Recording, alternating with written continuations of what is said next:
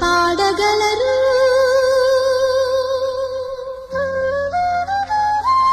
అమ్మ అనురాగం కన్న తీయని రాగం అమ్మేగా